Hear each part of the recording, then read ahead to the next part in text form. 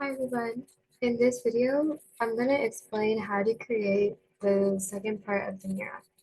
So in this video, all we're going to be doing is creating the basically axon of the neuron, right? So basically what we've created so far is the cell body along with its dendrites, right? So now what we're going to do is we're going to create the actual axon of the neuron, right? So the neuron, it only has one axon. It can't have more than one axon, which is important to know. Um, so basically what we're going to do first is we're going to create a kind of a stick that comes out of the neuron, right? So how I'm going to do that is I'm going to go to the right plane, or actually, let's see. I changed my mind. We're going to go to the front plane. Yeah, make a sketch. Going to the front. What we're gonna do is just to make our life easier, we're gonna hide all the dendrites. And we'll see why we're doing just to make sure that we don't, or actually to make it our lives much easier. Yeah, actually, we should probably just hide them individually. It's kind of tedious process. This isn't necessary, but it just makes your life a lot easier if you just kind of hide all your buttons by hovering over them and clicking on the eye. That's how you hide them.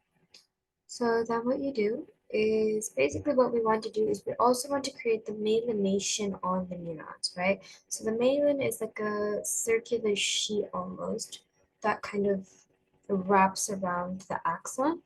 This increases the speed of transmission, right?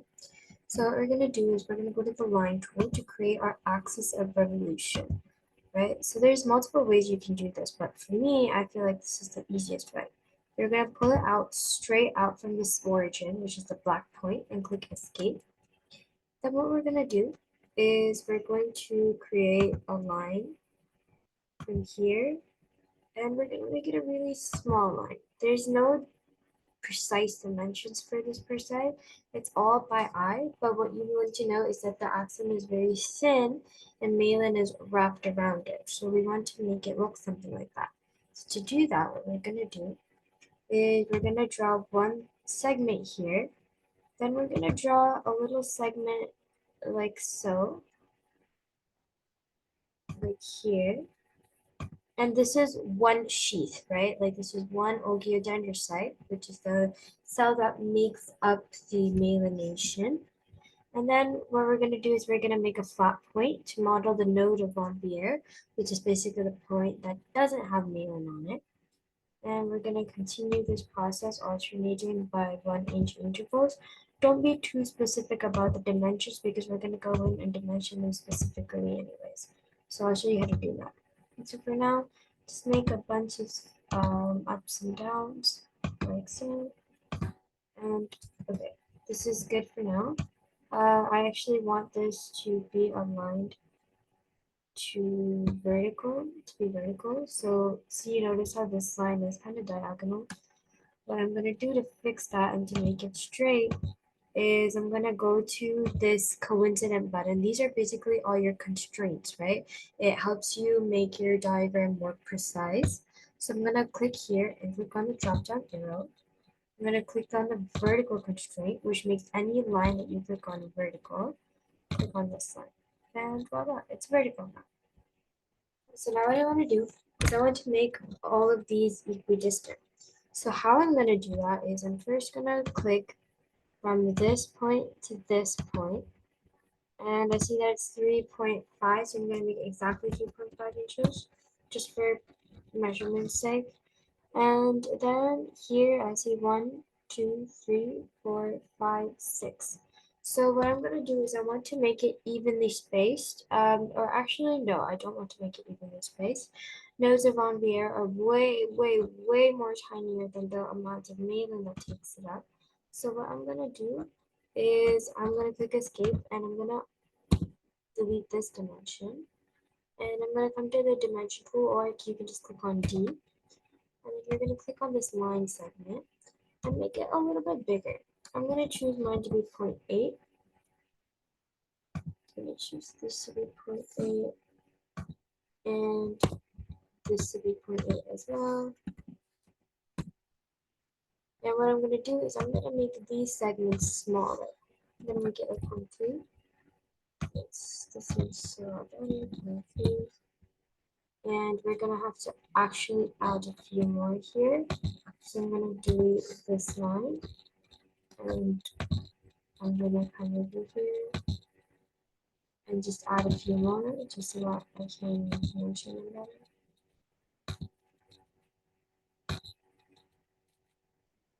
Again, it doesn't have to be perfect because you have to dimension over it. So just draw your left lines. And make it 0.3 and 0.8. It doesn't have to be exactly these dimensions, but it has to look somewhat relatively equal. Right?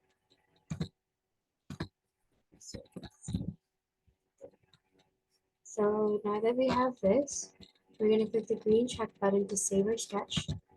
What we're going to do is we're going to select this and click revolve. This is this button over here. And as we went over in the previous video, it basically creates multiple images of the frame around that one axis, right? So I'm going to choose my revolve axis to be that line to make it look something like this.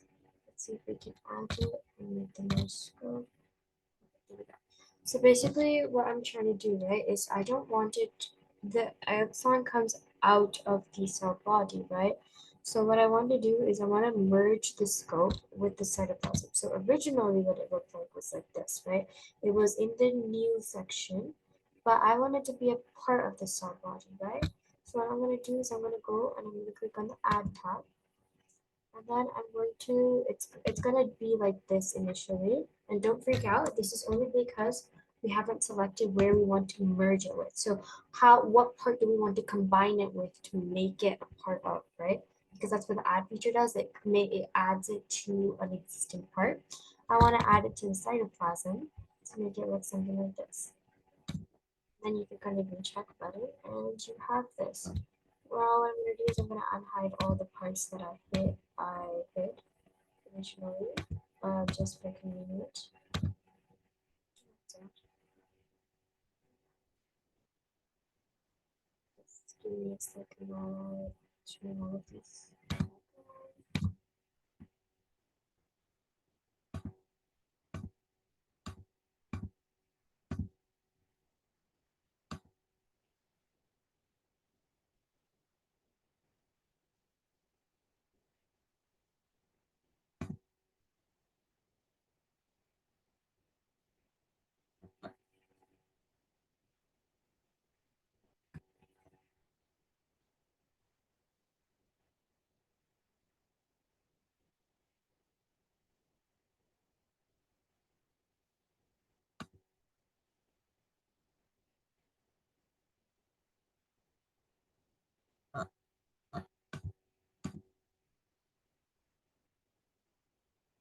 But sorry, I thought I paused the recording up and I didn't. So basically, if you fast forwarded through that part, what you can see here is that I've only left a few like unhidden just because I want you guys to be able to see what I'm doing here. So what actually happened is that these Malin pieces look a little bit too rigid, right? In my opinion, and they're supposed to be like different colors. So what we're gonna do is so what we're gonna do is we're gonna fix the too rigid problem by using a tool called the fillet. What this does is it makes a curved edge, right? So basically what I'm gonna do is I'm gonna select this edge to make more curved like this. And what I'm actually gonna do is I'm gonna make it so rounded that it doesn't really, like it's gonna pretty much shape the way that it, like the shape of it all together. So see how the radius here is only 0.5? If I make it 0.2, it's gonna turn into this shape. Notice how it turned from a cylinder almost into like a round circular shape. This is quite similar to how Malin sheets look on your like neuron, right? So yeah, and make sure that when you do this, you have to allow edge overflow. Otherwise, it's gonna give you, it's not gonna look right. So you should just make sure that you have that, and then you click your green check button, and it'll look like this. Next thing we need to fix is this thing called the axon hillock. So that's where your axon comes out of the cytoplasm. To do that, you have to create almost like a cone shape around this. So how we're going to accomplish that is we're going to come to the camphor tool over here. We're going to select that and choose this edge here, which is, as you can see here, you need to make the distance 0.2 inches, and you click the green check button, and voila, you've made your axon hillock. Now the final part that we need to do for this video is we need to change the color of all of these, right?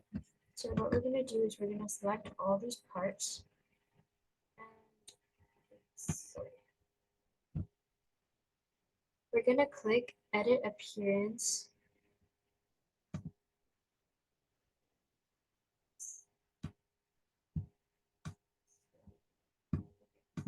Actually, what we're going to do is,